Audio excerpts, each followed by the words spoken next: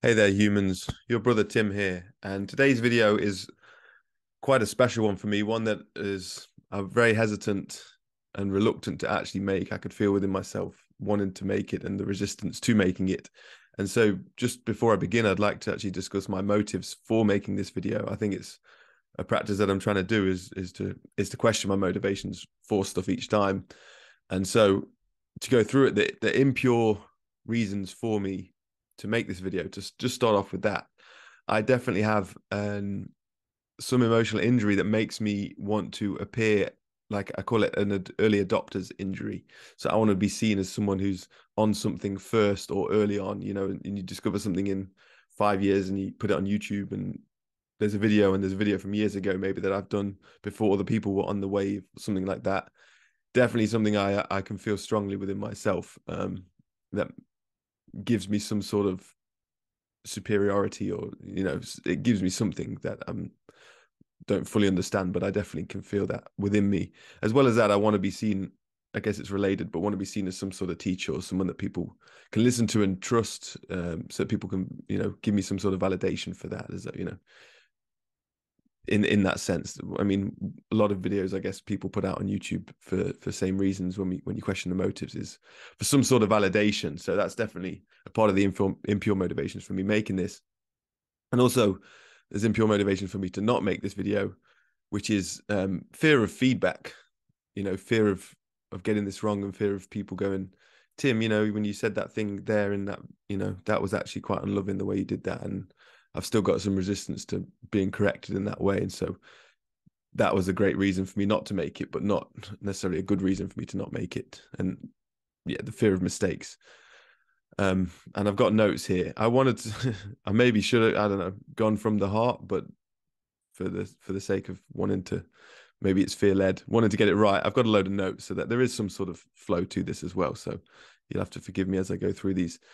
So the pure motivations for me to make this, I think, and it can potentially help other people, who are either exploring this path or have never discovered divine truth, maybe to help them understand it, if they bring some new people to it, or people that are fairly new to it, to understand it a bit more, and just to get awareness out about something that's brought me so much understanding and clarity in my life. Um, and as well as that, there's a lot of articles and mainstream media out there that are really pretty horrendously misrepresenting, divine truth and Jesus and Mary, like, yeah, horrifically.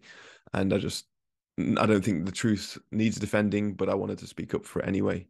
And maybe pure motivation to not share is that if in my sharings, there'd probably be some, um I could be, I don't know, judgmental or unloving in some way, or share things that aren't fair for me to share. So I'm resistant to get that wrong. So there's some personal experiences, and I'm not sure the ethics of kind of sharing them publicly on a platform like this. And I don't want to misrepresent divine truth, because ultimately I've still got a very limited understanding of it. I'd rather direct people to divine truth. So maybe rather than watch a video, just go to divine truth and watch that. But I know not everyone does that right now. Maybe you'd rather hear my take on it for now. So that's kind of, yeah, a reason for me not to share, was not to misrepresent it.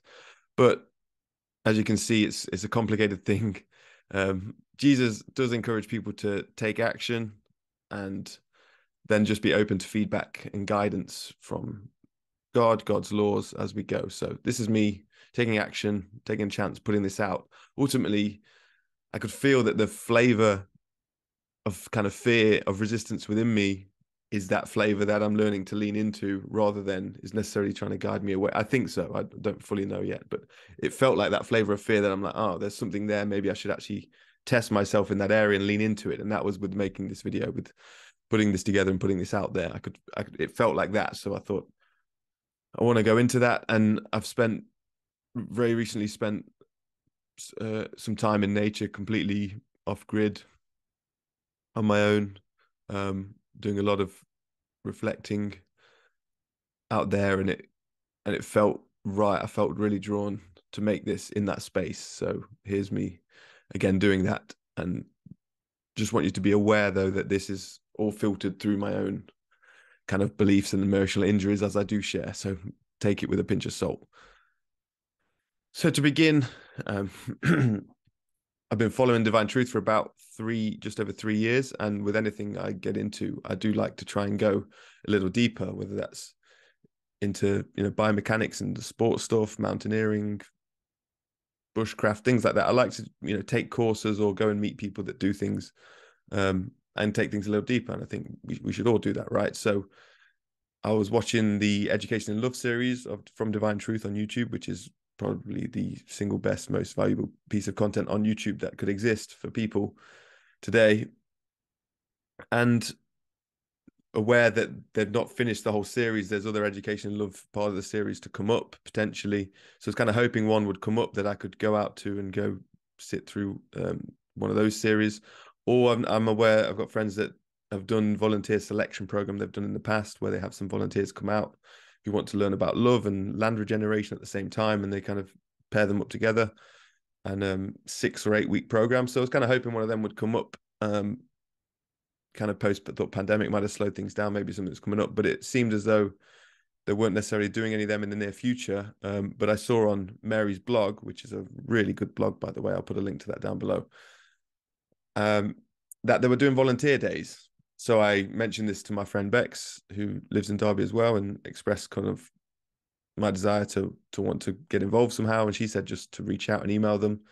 And so I did. And they said, let us know the dates that you're going to come out. And so I booked my flights. It was originally going to be 5 weeks between January and March earlier this year, so a few months ago. Booked the flights, hired a car because it's out kind of in the middle of nowhere, flew to Brisbane, and then got accommodation. I had a Airbnb for the first week while I was there to get that lined up, and basically they sent me the dates back.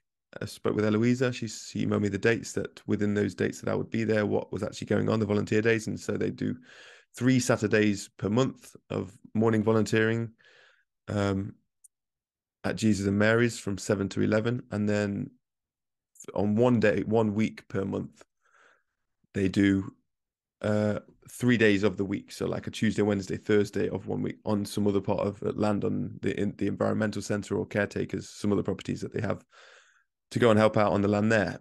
And so got the dates, had my flights and everything booked, flew out with had a few days to kind of acclimate and get used to being in Australia, and it was summer over there, and long flight, 40 hours from door to door. Felt very emotional actually traveling. Flying feels good for getting into emotions anyway. But it was quite emotional. Watched some good films as well. And I can feel, by the way, how like stale I feel delivering this, and I don't know what that is, but I'll try and soften into this as we go. Take a breath.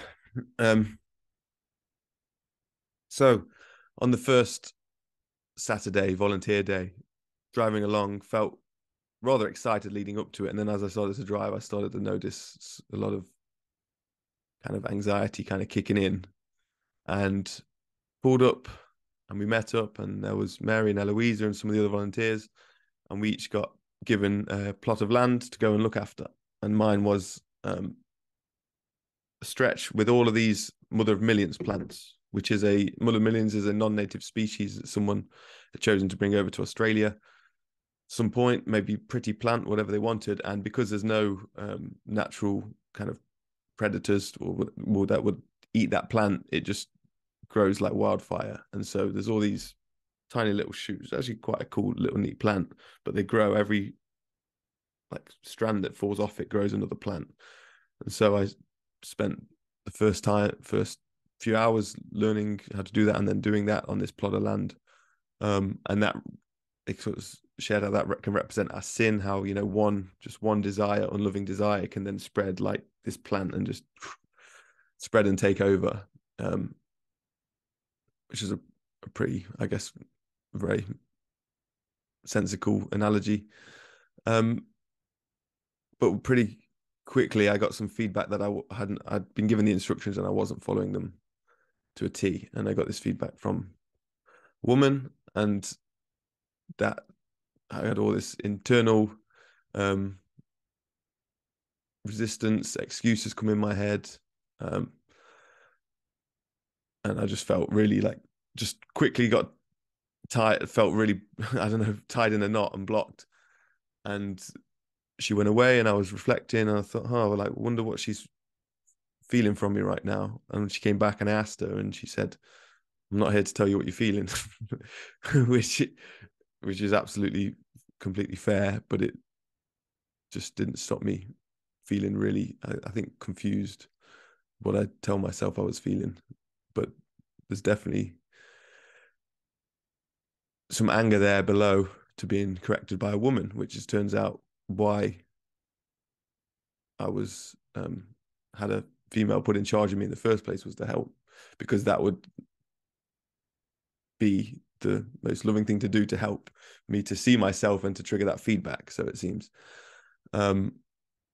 Anyway, so that basically since then I felt pretty just like like shell went up. I went in there feeling like, hoping to get into some emotions and whatever my selfish desires are, and then that comes, and that's how it goes. That's what was meant to happen. And then after that stint of weeding and being in my feelings or not being in my feelings, we got to go and sit, and Jesus and Mary kind of talked. There was about 20, 25 of us sat in their living room, and Jesus kind of addressed how big the male issue is for some of the men that are there, and worldwide, like how men treat women, and the inequality of which is just so normalized, I think, is the issue. And just help really just, yeah, for me, just feel what feels so normal, learning how unloving it actually is, and my desire to just use women as a resource, I guess, was started, being really challenged. Really, it was challenging, but I couldn't really deny it to my awareness of what he was saying. And that was the main theme of the talk that day, really, was just to give the men this big, like, the difference in how we, yes, normally societally treat women, and what would actually be a loving way to do it, and how, yeah, that was the main kind of topic, which I left that feeling just like pretty resistive and just blocked up, to be honest, for a few days, and did a lot of reflecting and journaling. Don't think I really got anywhere from that alone. Got into some anger, but nothing major. And then a few days later, we were back. It was one of the weeks where they do the midweek work, and I was working on weeding some lantana, and another day laying hay on top of terraces. They've got quite a substantial amount of acres of land that they're just really trying to focus on, like rewilding, I think people call it, and just land regeneration, but really like, yeah, nature-based regeneration, where you let nature take over again and take it back, and you just kind of create the kind of loving environment for that to take its course.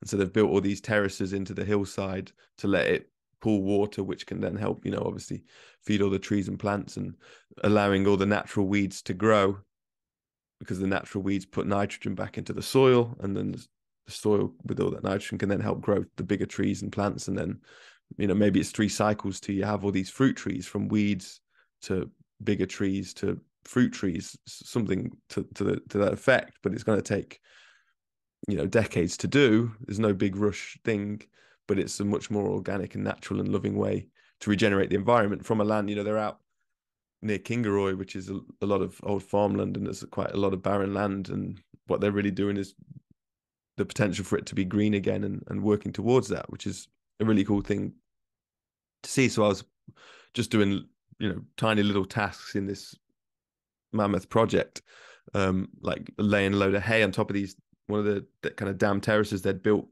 Had all this a mud ridge, and was just to cover it in hay so that the mud just doesn't, naturally erode.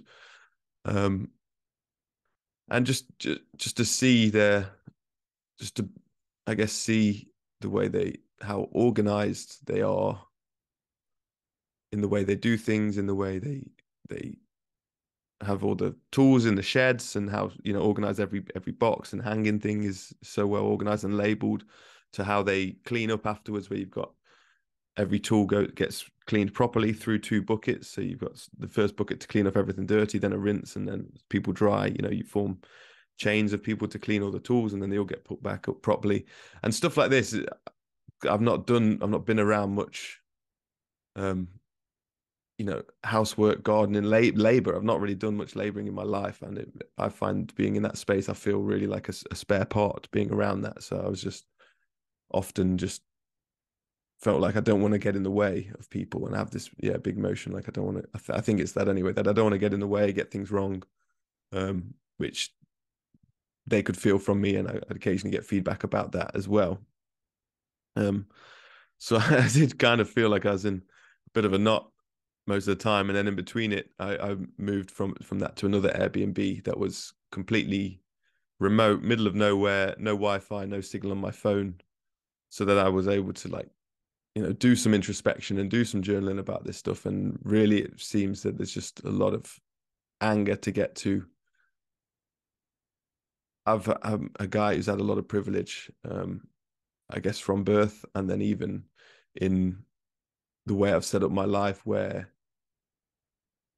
people give me validation for my achievements or whatever.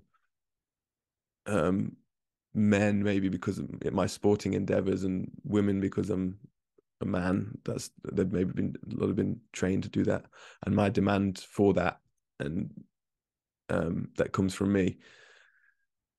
So just to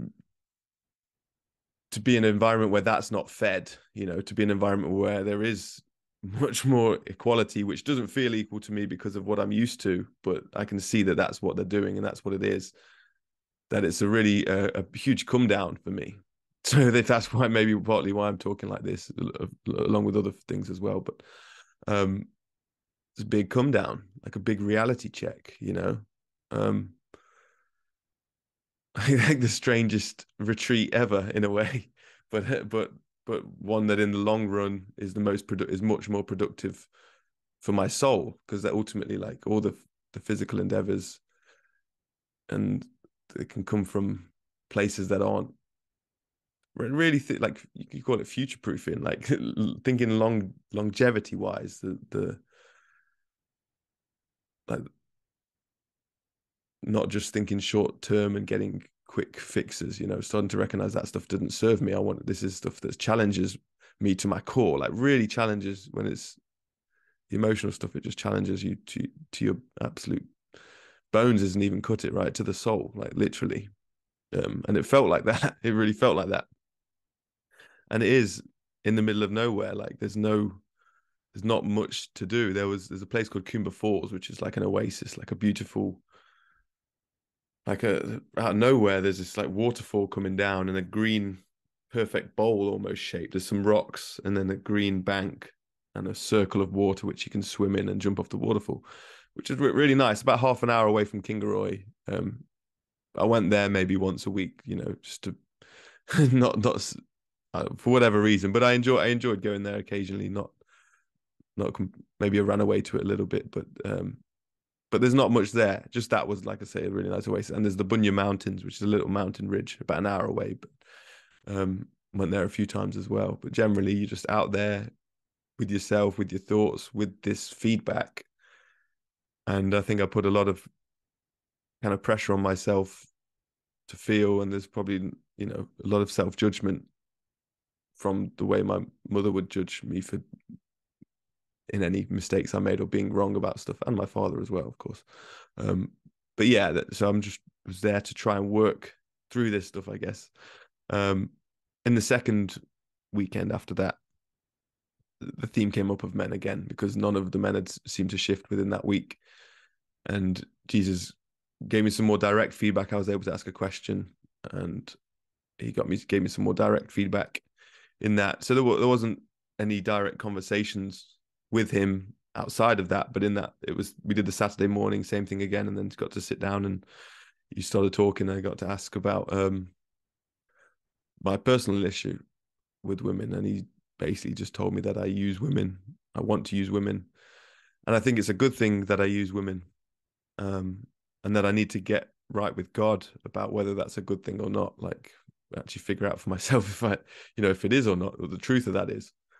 And that was definitely challenging for me to hear. And I've got the resistance in my head of like, no, but I don't, I've stopped doing that. I've stopped sleeping around or whatever like that. But that's just one fraction of it. That's not how I use them in other interactions for emotional support and to give me loving feelings or make me feel like a good guy or make me feel attractive, even if it's nothing necessarily sexual at all. And other aspects of ways that I use women, and the demands that I have for them to make me feel good about myself.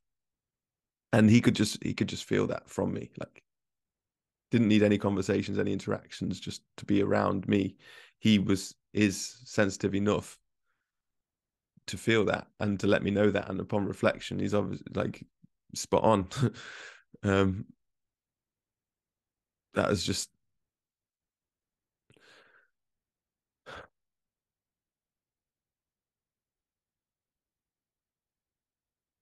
fucking draining.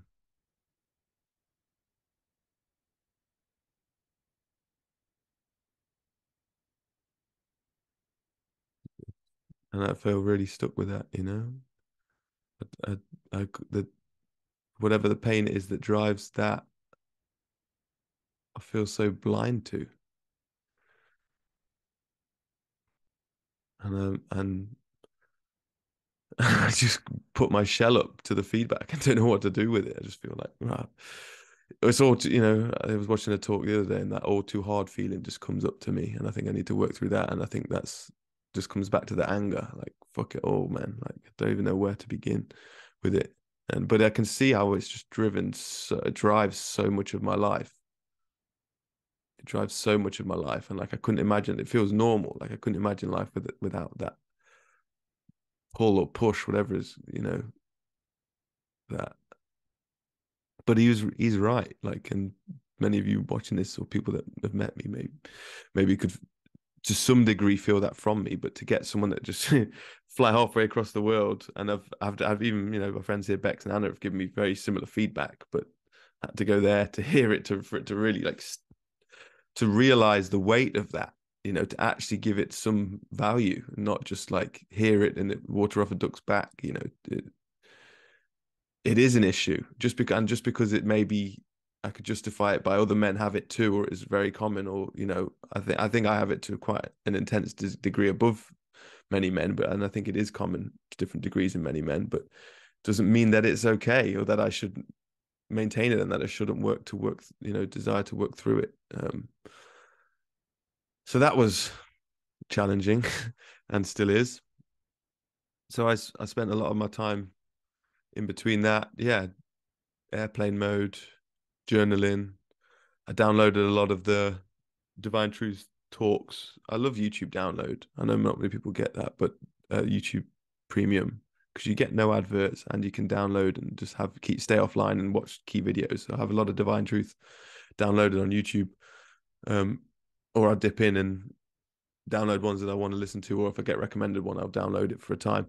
But anyway, the videos that I watched around that time were Understanding Addictions from the Assistance Group 1, some of the talks Mary gave on understanding addictions, which was very helpful. And then, but also the Education in Love 2, it is the creation of my pain, creation of my facade, and accepting my facade. Like those 3 talks with the Q&As are just like so special. Like every human, it'd be amazing if just every human should watch that. I don't know. It's just so special.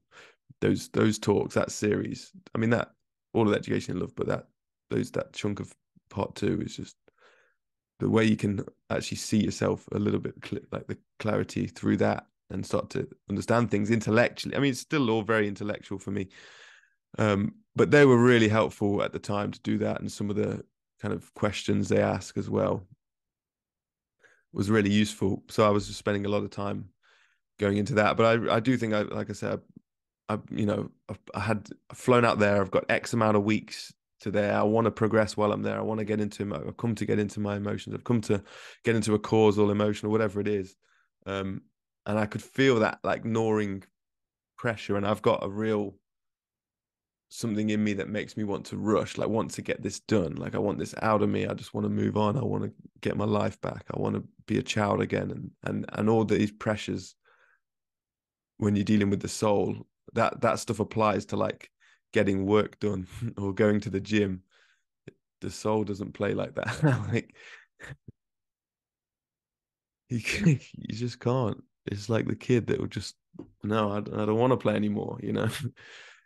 um so and you just I couldn't see the forest for the trees with myself and my own, you know, the knots that I'm in. I couldn't get through. That's okay, you know. That's where I was at. That was what, maybe I'm saying that to justify it, but that's how it was.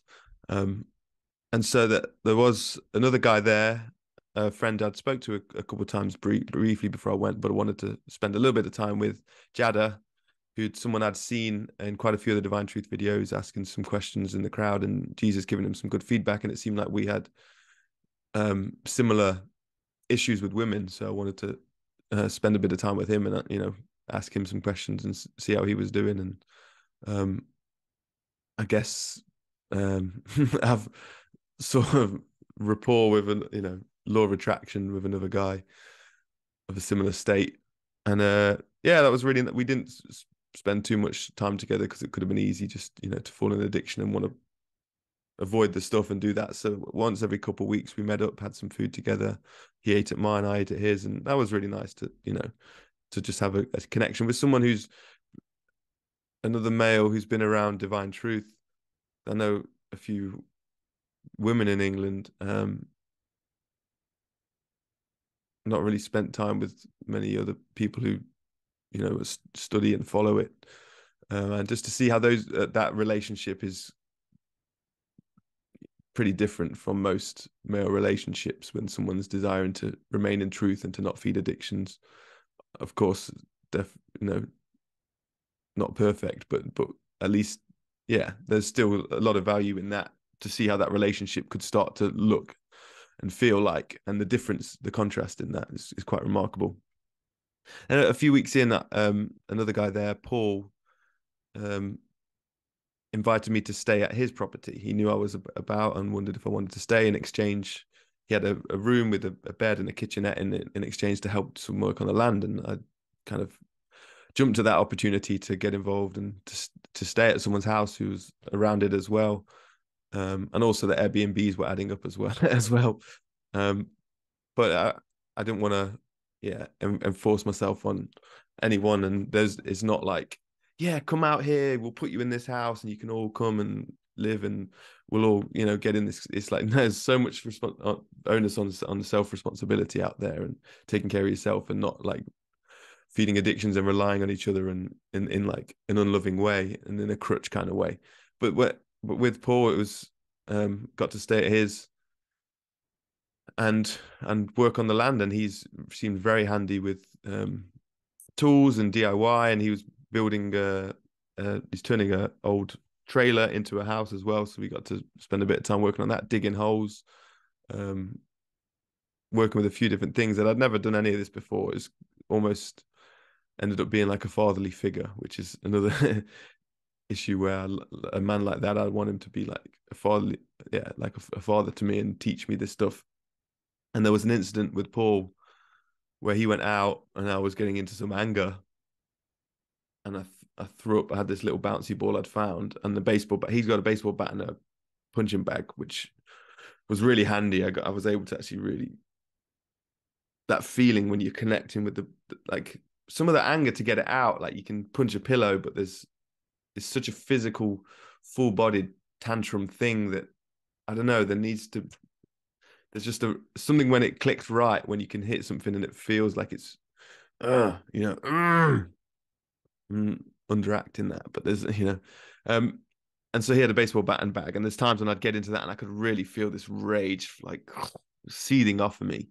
But I was starting to get into it, and I threw this ball up and I just hit it with one hand, and he's got single glazed windows, smashed the window, and he was out. And so then I just felt embarrassed, ashamed, like this man had welcomed me in his house and I just smashed his window. Yeah, I felt quite a bit of shame about it and fear of like being that I've been naughty and getting told off. And it was out for about 4 hours, and then he came back, and I was like in a bit of fear about it, and like, oh, I need to tell daddy that I've broken his toy, kind of thing. That kind of feeling, I could feel that like a little boy. And I went in, knocked on his door and went in and told him I'd broken the window. And I had this, I could feel that there was this like this tightening in me to tell him, like just waiting for the reaction that I'm obviously used to. I didn't know because I've not lived at home and been around my dad in that environment since I was a kid. But in this new environment, when I'm with a man who's kind of welcomed me in, and then I've done this, I could feel this childlike tightening in me of like telling dad the truth that I've smashed something. And there was just no flinch from him. There was no reaction, no anger. Just like, oh, okay, let's have a look. Just completely supportive, not supportive, but like just not judgmental of what I'd done. I just had a look and gave a suggestion, and I asked him, like, and I said, it's on me to fix it. Do you know?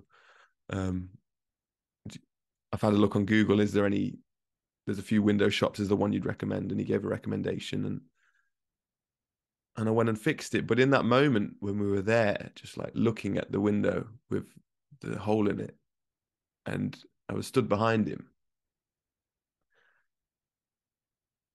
and I just that was of the moments when I was getting into emotion. That one was, I just started crying like a little, and I felt like a little boy, and I just didn't realize how much I'm used to anger from a man when I make a mistake, and how scared of mistakes that makes me. And when that anger wasn't there, when there was just compassion from him, I just opened me up. Like I just opened up like a little boy. Like I was just crying about it. Like it didn't make me. It softened the tightening that normally happens in me, and it's just a glimpse into like what's really kind of in my soul, you know. So I was grateful for that experience in a way, and that's just another, I guess a tick in the box for like the law of attraction. Something that seems negative, but it can highlight something, give me a truth. Being around other people who are closer or desire to be more in truth as well, and to be more loving and compassionate, what that can do and what that can reveal. So that was, special in its own way. And there was one other interaction on the other end of the spectrum with a female there, and we were chatting in a group, but also a bit one-on-one. And after I'd left this environment, I felt kind of buoyant and like good, and like in a good mood and feeling myself, kind of thing. Which is what I realized, this was the weekend before Jesus gave me that feedback that I use women, and that's but just before that feedback, I had a few days after that, I was reflecting on that incident and was like, why did I feel like buoyant afterwards? And then it hit me. Like I was reflecting on the conversation and the way it went and different dialogues, and felt about one thing, and then I was like, whoa, like, was I sexually projecting there? Like, is that what that is? Like, was I on like a soul level flirting? It felt like, to me, felt like normal conversation, but something in it maybe felt a little bit icky, and this awareness started to build, and I started to felt like shame. It felt like this wave of heat over me, and with the new intention to kind of allow emotions, I just sat with that wave of shame for like an hour and a half, rather than distracting myself, go into food, going to YouTube, telling myself, no, it's nothing, or, you know, these other things that I would have done in the past. I just allowed that to be with that kind of shame. And it almost felt like a steam coming off as well. Like it felt like a some it wasn't nice. It was definitely uncomfortable, but it felt in some way relieving. And that was definitely a big takeaway for me, was like to sit with shame. I'd just never done it before. And that it is a feeling that can be felt and just needs to be felt. Not to say that that in any way like releases what I'd done, and it doesn't get to the root. It still feels like it's a very surface emotion. It's not like a deep emotion. But I'm definitely just operating up here with my facade and addictions and emotions. It's a lot of the surface stuff before the causal stuff. That's from all the videos I'm repeatedly watching with that stuff. But shame is one of those capping emotions that if I'm not willing to do that, I'm not going to get to that deeper stuff. So to just sit with that shame was new for me. It was definitely new for me, and it went, you know, and it faded, and then the next day I'd think about it again, or a few hours later, and it would come and go. But rather than just to quickly cut it off, I would just allow myself to sit with it. And you know, you have conversations with someone when you're embarrassed about what you said, and it will come, but it's just a different intention on it when like you just, you know, you feel bad, you can beat yourself up about it or something. But I was just trying to and maybe there was some element of that, but maybe just trying to sit in it, sit in the thought, and not pull myself away, and sit in the feeling. Yeah, was definitely one of my biggest takeaways for where I'm at and what I got from my time there. And yeah, a few days later, got that feedback from Jesus, and so it was pretty apparent, you know, that's something in me that's there. Um, and so kind of worked like that for, you know, I was there for up to 5 weeks, 4 weeks at that point, and then an incident happened, and the weekend plans got cancelled, and I managed to extend my flight by 2 weeks. My friend Bex encouraged me that, you know, to follow my desires out there, and sometimes people have them over for dinner. So I'd invited Mary and Jesus for dinner, and Jesus had to check with Mary, and they ended up getting ill at one point. And then I extended my flight, was because I would love to have them over for dinner, truthfully. I say loved. I was also nervous about it, but the opportunity, I couldn't not try. And anyway, on that last weekend, which was quite a well, the second to last weekend, but the last weekend that they were meeting up at their property, um, one of their friends had passed Kate recently, like the weekend before, and there was a big kind of discussion about that, an open discussion and question and answers, and it was really actually quite a special occasion. You know, it felt quite special, but I was also I was much more aware of the cloud that I bring. And people that maybe watch my YouTube and just see this side of me might not be aware of it. You might sense it. People that have met me and I spend time with may be more aware of, like, we all have our own clouds, maybe, but maybe I'm avoiding my shit there. But I definitely have a cloud that I bring and can sit with it, and it's just like a mood or a depression or something sometimes. And lately, you know, when I'm challenging my addictions a lot more, um, and I was just much more heightened awareness of that. But despite that, it still felt like a very kind of precious, special, like beautiful. Sun was out, but we're like in the shelter, and it's just, I don't know, the way this more people came for that weekend, and the way it was sat, and we were eating and discussing, and it was yeah, really nice. Despite obviously the incident that had happened, but that's how you view passing over, I guess. Um, and I went to find out, you know, if they were up for the dinner still, and Jesus and Mary said, oh, they declined it, and before I could ask them why, and there was probably maybe some feedback in me. Maybe, I mean, Jesus said he was processing a lot at the time as well, so I understand you wouldn't want to be processing loads and then, oh, we've got to make it for dinner at Tim's. I have to come out of this emotion. So I suspected that, and I said, you know what, that's fine. Your priorities are humankind, not me. Or just said your priorities are humankind, and kind of laughed it off and had a present for him and rushed to get the present, rather than they might have been like, they could feel the demand from me, or they could feel something from me that was their real reason. That was an opportunity for them to love me and give me that feedback. And I think in hindsight, I can see how I just skipped over that and was like, okay, like I didn't want to feel about them not turning down my invite for whatever reason. Um, I skipped that. But anyway, I had a present for Jesus, and it was I found a 1920s leather-bound copy of Through the Mist. I wanted to give him, as that's a book he talks about a lot, and I really love that book as well. I thought it'd be, I had to, I didn't know whether he'd like it or not, but I was drawn to take that as a gift when I went, so I took that. And we had a nice discussion with him and Mary about that, and at the turn of the last century, the spiritual movement was like really building and growing, and the medium communities, and that as a science was really developing, and how it's all been knocked back a long way since then. Had a little discussion about that.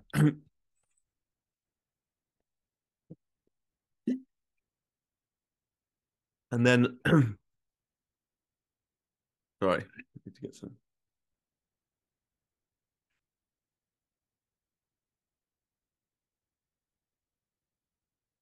And then I had a bit of a one-on-one chat with Jesus.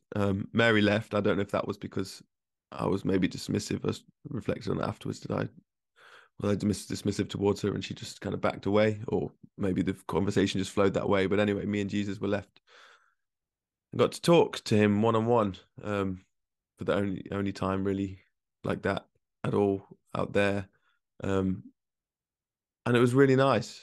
It was just really cool just to have that time, however brief.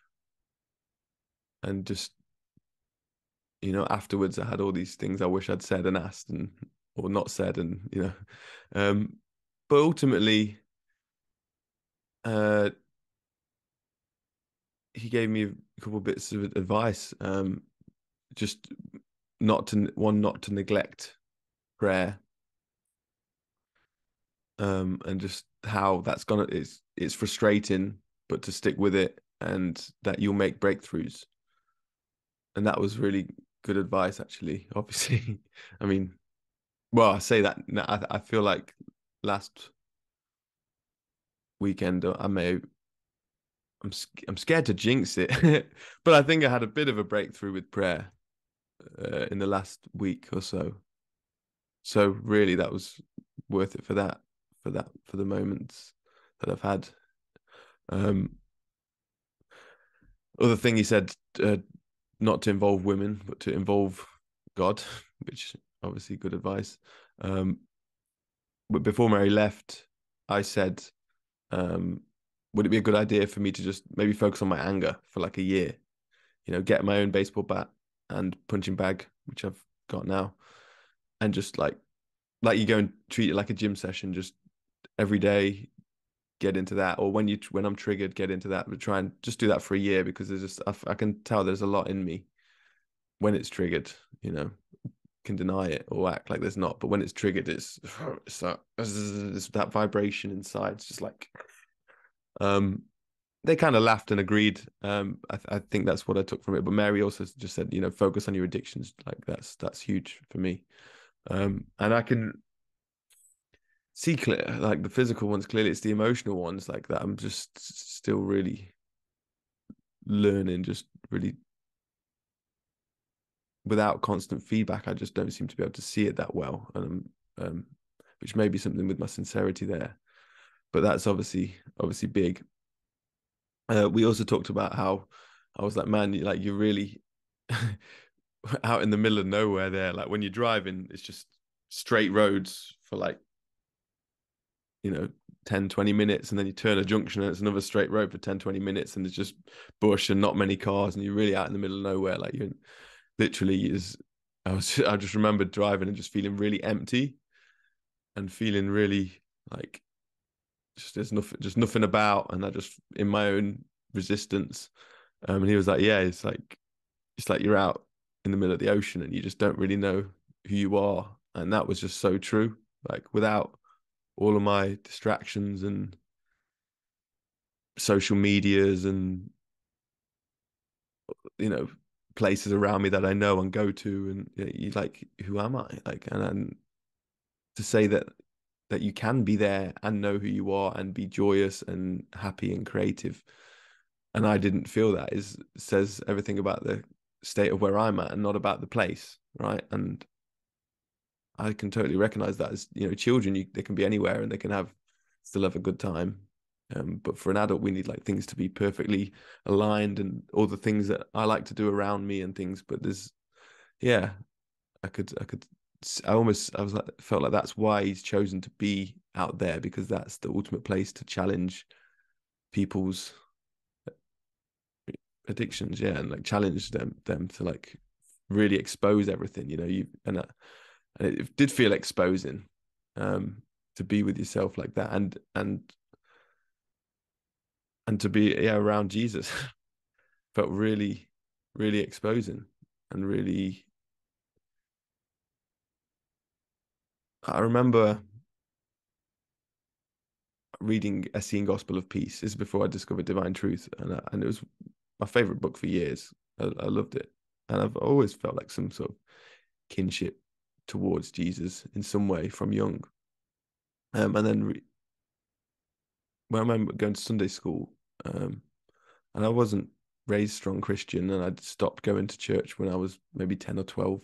But I remember the stories of Jesus, and I liked the parables and the spreading the seeds. And I remember even the room at church that I was in when we were taught it, and just have these. And then I remember even being at school a bit older and having weird like feelings of kinship for Jesus.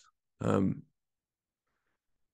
then reading Essene Gospel of Peace, and, you know, liking a lot of what it said. And I mean, a lot of it might have been other things that it said that weren't even necessarily true or actually about Jesus, but just someone's, you know, the Dead Sea Scrolls, some tales of that someone had made up as well. Who knows? But I remember liking it, and it felt like more loving truth than a lot of the other material I was reading at the time. Some of the other spiritual stuff. If I really like that book, and I just remember thinking, like, you know, if you're moving house and you ask Jesus to help you, he doesn't just say yes because this is just a random thought that wasn't connected to the book necessarily, but I was just having, you know, in my head thinking about Jesus and what he'd do. And he wouldn't just say yes because Jesus says yes to everything. Love doesn't always say yes to everything. You know, there's also like, no, Tim, you need to do that kind of thing. And it felt like an aha moment. And that might seem completely trivial or silly to someone, but just that realization that Jesus would have said no to people, and it wouldn't have just been like, you know, this happy guy walking around going, oh, you want me to help you with shopping? Yes. You want me to help you? Yes. Yes. That's not love. Like, that's not that. Even I didn't understand love at all at that point, and, you know, still don't fully now, but I can get that it's not just about this fake smiley, everything's good, only talk about the good, happy stuff. Um, to get to be more loving, it's just about removing everything that's unloving. Like, maybe not just about, but I mean, that seems like that's pretty much that makes so much sense to me now. Like, a lot of the other stuff is about just focused on talking about love and light and talking about stuff, and a lot of ethereal, vapid language. But the real crux of becoming more loving is to just remove all the unloving shit. And that's what this man does and helps to see, and not just what he does, but like, that's what it was like. It was just like, Tim, you know, you told me, this is another point, but that I think I go around thinking that I'm a good guy, and I've got like, I'm just there like this fake smiley persona, like I'm a good guy and I'm some good sort of hero or something. But there's all this unloving stuff in my soul, and all these demands and expectations and superiority and anger and all this stuff that he's like that's there. Like that is there. And I'm like, holy, it is. Like, you know, and there's good stuff too, but I don't need anyone to tell me about the good stuff. My ego is big enough, or like I already aware of it, or it's always the good stuff. Is its own reward. It's cool. I don't need that like compliments and stuff, or like it's nice to hear it when it's compassionately shared, whatever. Like, but if I really want to grow, if I actually want to grow, it's about taking a long, hard look at all the unloving stuff that's just in me right now. That is just a natural desire for me. The choices that are natural desires for me to, I say natural, but the desires that I take because of avoidance of negative emotions. And that's it. Like it's logical. It makes sense. That does. And so he doesn't feed addictions, but he doesn't do it without compassion too. There is this. I've still got very limited, my own soul perceptions, but compassion from him for my situation and for how these unloving things were created in me. Far more compassion than I've got for myself about it. Um,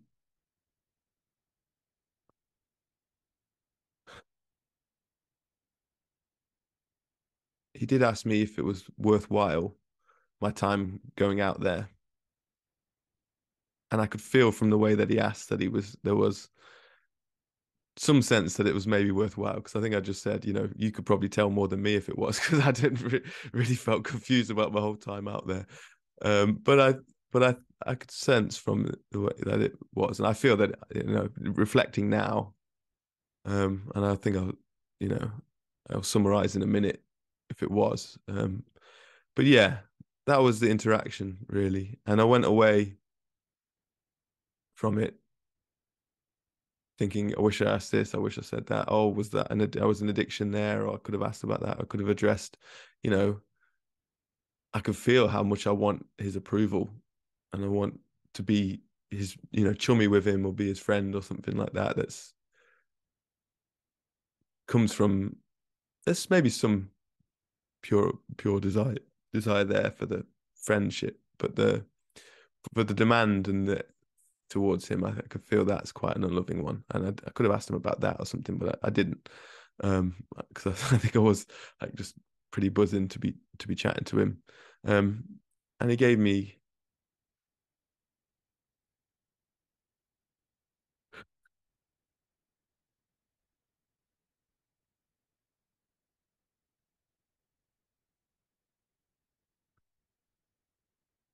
a hug,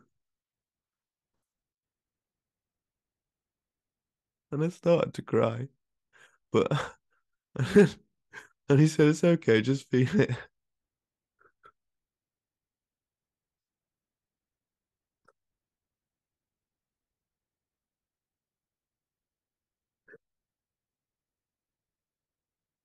Well, I couldn't really feel it.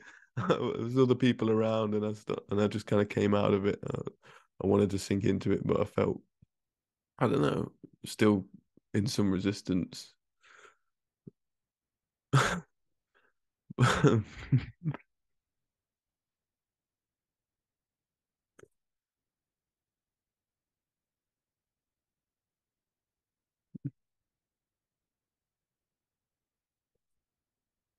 He was a beautiful man. He was a actual man. Like I don't know if yeah, like a different to anyone else I'd ever met, to be honest, and really understated and so relaxed,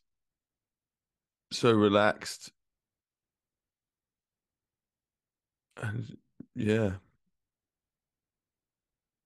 super chill, super chill. Not that we expect things to like be. I think people expect him to be like that hugging Lady Oma, or like have this like aura, this huge aura and like grandiose presence, and that's just not what love is about. It's humility. It's that depth, that hidden depth that was just like, I feel like he's someone that has a mile and gives an inch.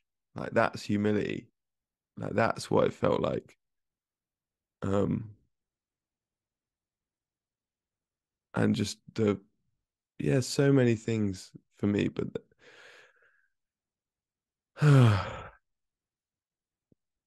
overall, though, I guess to sum this up now, I guess there's a few questions. Did I progress?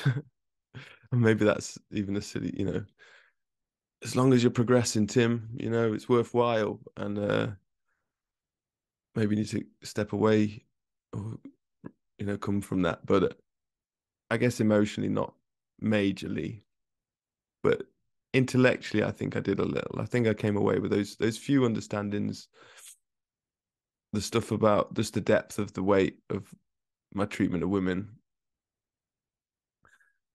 the allowing the feeling of shame when it comes up, that that anger, getting into that anger,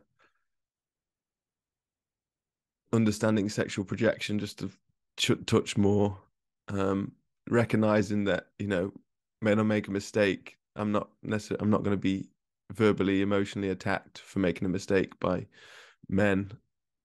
That's and that I had another incident recently where a man corrected me and did it in such a loving way that made me cry again as well, because I'm just used to like getting defensive. And yeah, so that was another takeaway. And then also just addiction, the feeling of like the compulsion. That was I've not really talked about it in this, so I won't go into it now, but that was another moment when I could feel like the compulsion for an addiction and I wasn't acting on it, and it felt a very physical kind of drug addict like, and I just allowed that to happen as well. So there was some decent real like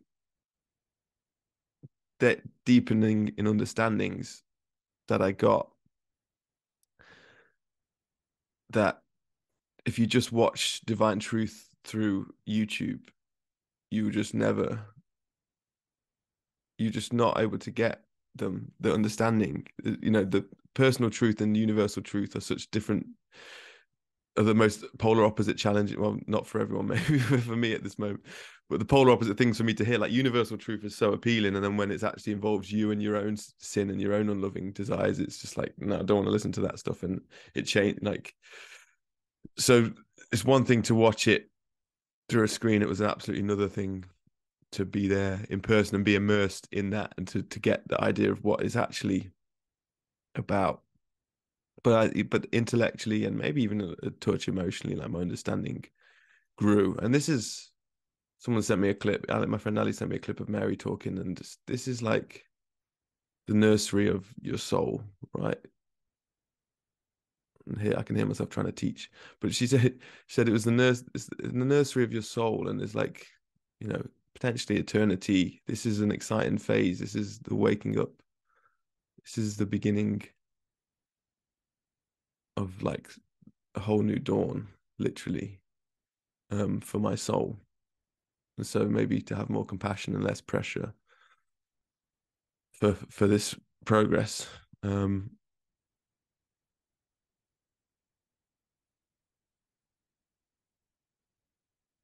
There's a map analogy that I've heard them use that is, I really like it a lot. And that I like maps and mountaineering. But if you don't know, if you have a map and you're in the mountains and you just get plonked there, or if you don't know where you are, the map's useless. Like, absolutely useless. The first thing you need to do when you have a map is to identify where you are. And so what I got from being there was a clearer location of where I am on the map. And it might not be there, it might be there. But it's more zoomed in. It's not like, oh, it's within this global area. I'm like, okay, it's within this area, a bit clearer.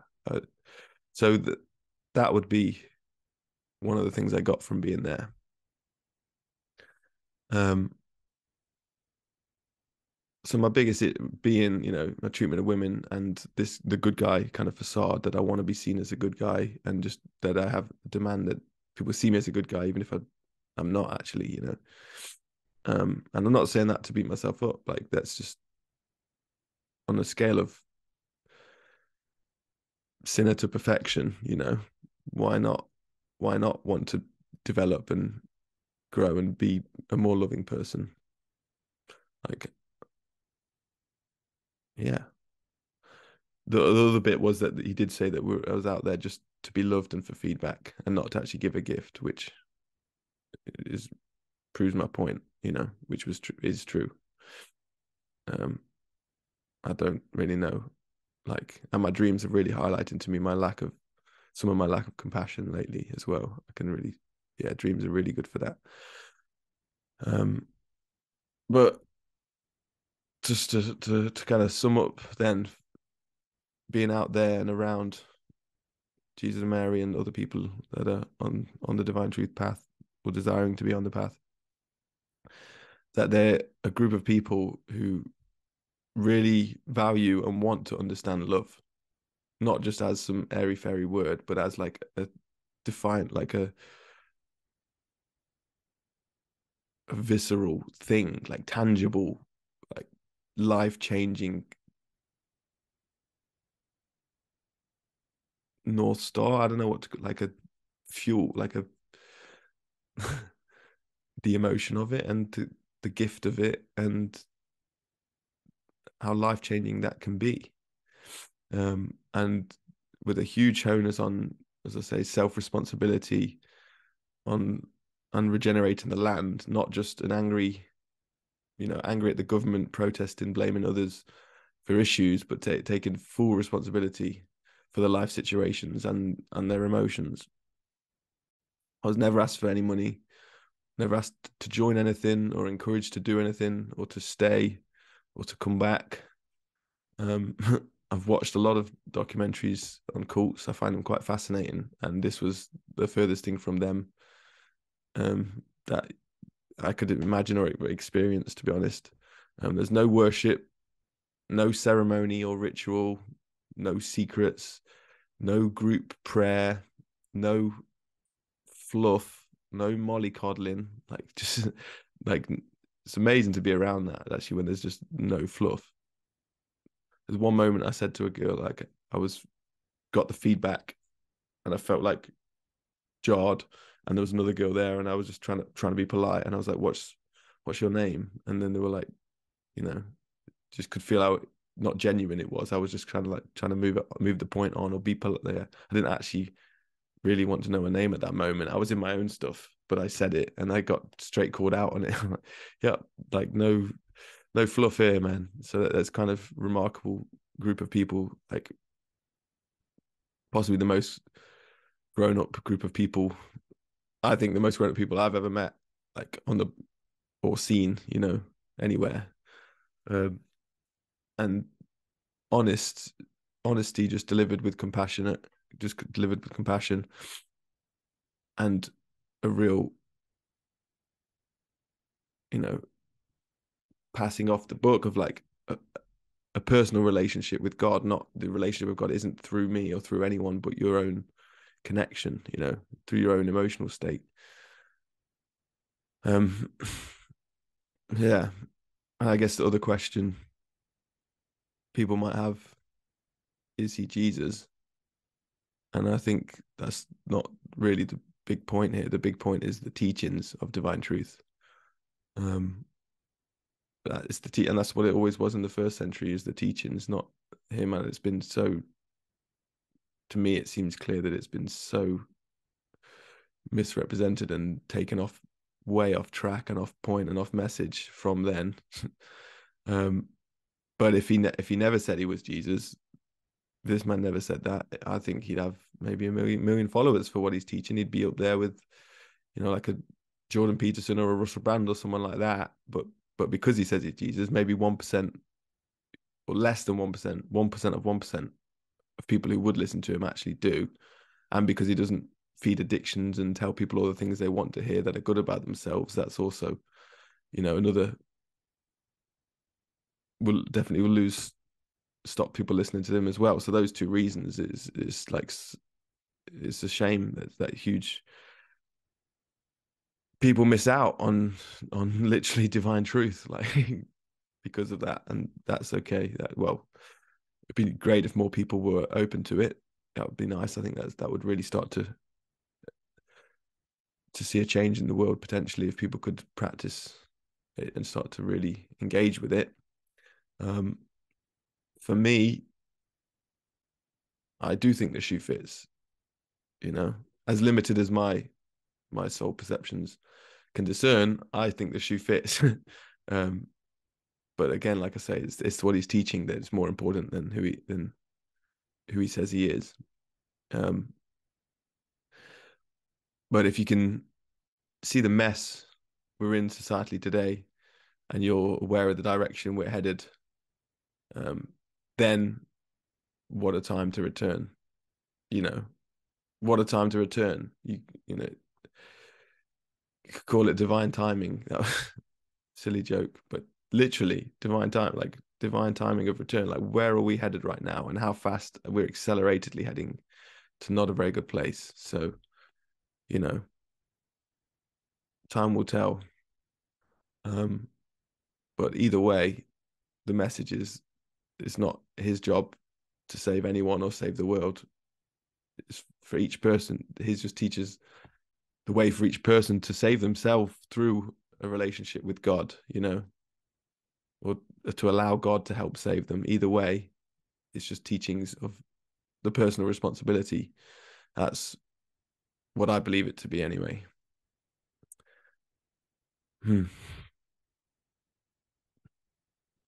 Thanks for watching. If you have any feedback, as I told myself I had to do this, that's okay. If you have any feedback, I'll leave the comments open, or if you'd rather do it privately, my email is timshieff@gmail.com. You can send me an email with feedback if you want. Just request that you do it lovingly, but I can't demand or expect that you do it how you do it. But it's there if you want to. So yeah, thank you for watching. I hope this helped you in some way, wherever you're at. God bless.